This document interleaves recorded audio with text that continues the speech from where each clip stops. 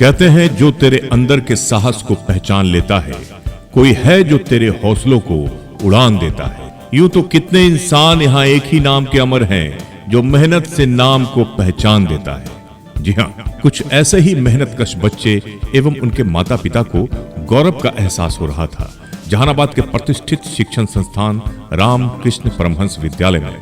कहते हैं कि बच्चों को अगर शुरू से ही प्रोत्साहन मिलता है तो उनके हौसलों को पंख मिलता है और सफलता खुद ही उनके कदमों को चूमने लगती है। और यही प्रोत्साहन रामकृष्ण परमहंस विद्यालय में लगातार बच्चों को मिलती है, जिसका प्रतिफल है कि इस विद्यालय के बच्चे सभी क्षेत्रों में अपना एक खास मकाम बना रहे हैं। आज के समय में रामकृष्ण परमहंस विद्यालय से शिक्षा ग्रहण कर असंख्य बच्चे देश और दुनिया में सफलता के परचम लहरा रहे हैं, जिसकी कोई गिनती नहीं है। कारण है विद्यालय के चेयरमैन चंद्रभूषण कुमार उर्फ भोला बाबू एवं यहाँ के शिक्षक शिक्षिकाओं का मार्गदर्शन, जिसका प्रतिफल है कि बच्चे पुरस्कृत किए जा रहे हैं। बच्चों के साथ साथ उनके माता पिता को भी सम्मानित किया जा रहा है।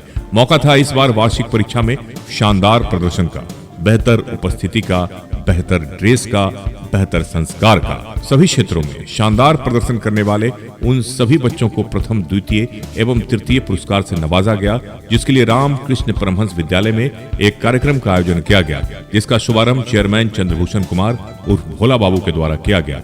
इस अवसर पर काफी संख्या में अभिभावक अपने बच्चों के साथ पहुंचे और खुशी एवं गर्व का एहसास किया। बच्चों की खुशियां देखते बन रही थी। बच्चों के साथ साथ उनके माता पिता भी अपने बच्चों को पुरस्कृत होता देख गौरवान्वित दिख रहे थे। इस अवसर पर अभिभावकों ने विद्यालय के प्रति अपनी संतुष्टि जताई और अपनी ख्वाहिशों को भी जाहिर करते हुए अपनी राय भी व्यक्त की। वहीं इस अवसर पर चेयरमैन चंद्रभूषण कुमार उर्फ भोला बाबू ने सभी बच्चों एवं उनके माता पिता को अपनी शुभकामनाएं देते हुए कहा कि ये अभी सफलता की पहली सीढ़ी है, अभी दूर तक जाना है, इसलिए मेहनत निरंतर जारी रखना चाहिए। साथ ही साथ इन्होंने बताया कि नए सेशन में विद्यालय की ओर से हमेशा नई सुविधा बच्चों के लिए मुहैया की जाती है। इस बार भी बच्चों को कुछ और नया विद्यालय में मिलेगा, जिसके माध्यम से बच्चों को शानदार शिक्षा ग्रहण करने में मजा आने वाला है। एसके मिर्जा, ईशा न्यूज के लिए।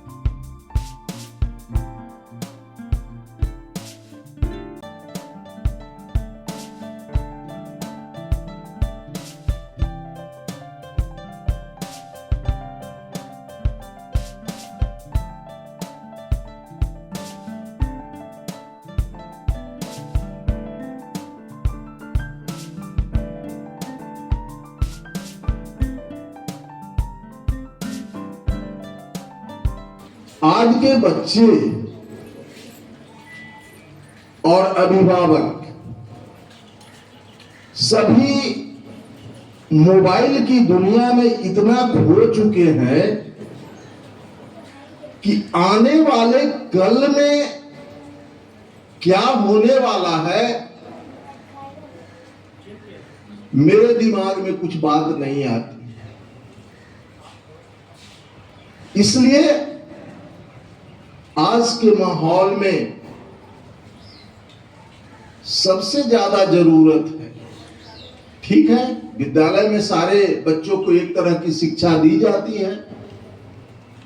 कुछ बहुत बच्चे बहुत अच्छा करते हैं, कुछ एवरेज होते हैं, कुछ औसत से भी कम परफॉर्मेंस करते हैं। लेकिन आप अनुभव करेंगे कि जिन बच्चों का परफॉर्मेंस एवरेज से नीचे है, कहीं न कहीं सारे अभिभावक भी यहाँ पर मौजूद हैं और बच्चे भी मौजूद हैं। आप देखेंगे कि हमारे बच्चे कहीं न कहीं मोबाइल का यूज ज्यादा कर रहे हैं। मैंने देखा है यहाँ पर व्यवस्था जो स्कूल के व्यवस्थापक हैं काफ़ी कोशिश करते हैं बच्चों में गुणवत्तापूर्ण शिक्षा देने के लिए उनका बुद्धि बढ़न को उनका कई इवेंट वगैरह कराते रहते हैं। मैं उनमें आता रहता हूँ, चाहे वो साइंस एग्जीबिशन हो या किसी जयंती हो या हिंदी दिवस हो या स्थापना दिवस हो, तो बच्चों को पूरा मौका देते हैं और बच्चे अपनी प्रतिभा का प्रदर्शन उत्कृष्ट करते हैं। मैंने देखा है बड़े बड़े स्कूलों में 100 का बैच, 200 का बैच, बहुत सारा। जहानाबाद में जब आया था 1.5 साल पहले, तो मैंने देखा कि अपने बच्चों का एडमिशन के लिए जहाँ सा सर्च कर रहा था जहानाबाद में, तो मैंने देखा क्लास में 100 का 150 का बच्चों का रेशियो रहता है। क्या उतने बच्चों को शिक्षक प्रॉपर ध्यान दे पाते हैं? मुझे तो नहीं लगता है। छोटा सा बैच हो, सभी बच्चों को शिक्षक सही समय से ध्यान दे कि क्या कर रहे हैं, क्या उनमें क्या कमियां हैं, उन कमियों को दूर करने का प्रयास कर रहे हैं। मैंने इस आरकेपी विद्यालय में देखा कि एक एक बच्चे से इंटरेक्ट होता है शिक्षकों का। आज बभना कटैया नियर साईं मंदिर रामकृष्ण परमहंस विद्यालय का आज सत्र 2025-26 का जो बच्चे परीक्षा परिणाम जिनका उत्कृष्ट रहा है उनको मैनेजमेंट के द्वारा पुरस्कृत करना था, और साथ साथ 2026-27 सत्र के लिए जो अभिभावक अपने बच्चे को दाखिला कराए हैं उनसे और उनके बच्चे से रूबरू होना था। इसलिए मैनेजमेंट आज ये विषय पर सभी गार्जियन से मिलकर जो विद्यालय का रूल रेगुलेशन है उसके बारे में विस्तार से चर्चा की। क्या दिशा निर्देशित किया गया? दिशा निर्देशक के रूप में आप भरोसे के साथ विद्यालय में दाखिला कराया है। मैनेजमेंट 100% चाहेगा कि हम उसमें खरा उतरें। इसके लिए आपको भी सहयोग करना होगा। जो भी विद्यालय का जैसे कॉपी है, बुक है, विद्यालय का ड्रेस है, होमवर्क है, डायरी है, ये सब जो विद्यालय से वर्क मिलता है उस पर आपको निगरानी रखना है, और समय समय पर यदि कोई त्रुटि होती है दूरभाष के माध्यम से या विद्यालय में आके आप अपना उपस्थिति दर्ज कराएं और समय समय पर सुझाव देने का काम करें।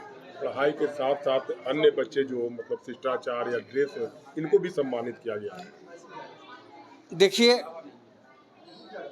ये बात सही है कि पढ़ाई मेन पार्ट है, लेकिन जीवन में कोई ज़रूरी नहीं है कि पढ़ के हम अधिकारी बन सकते हैं या बहुत बड़ा पॉलिटिशियन ही बन सकते हैं। समाज में यदि प्रतिष्ठा पाना है तो उसके लिए हमको एक अलग पहचान बनाना होगा।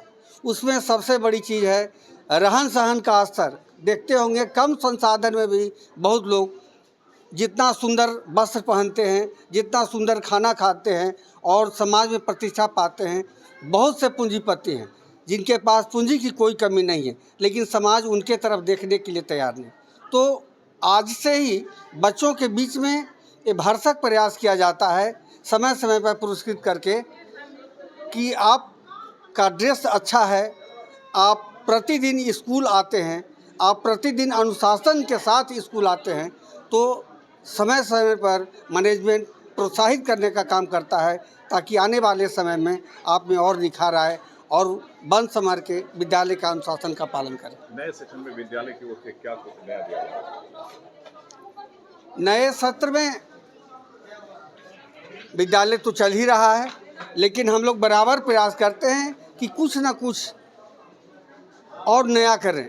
जो भी विद्यालय के पास जैसे जैसे संसाधन उपलब्ध हो रहा है, हम चाहते हैं कि जो आज वर्तमान समय में आधुनिक तकनीक से सुसज्जित एजुकेशन है वो हम कम संसाधन में, कम खर्च में अपने बच्चों को दें। क्योंकि जहानाबाद बहुत बड़ा विकसित शहर नहीं है, यहाँ मध्य ग्रामीण मध्य वर्गीय बच्चे आते हैं, तो उनको कम खर्च में हम चाहते हैं कि अधिक से बढ़िया सुविधा मुहैया कराया जाए।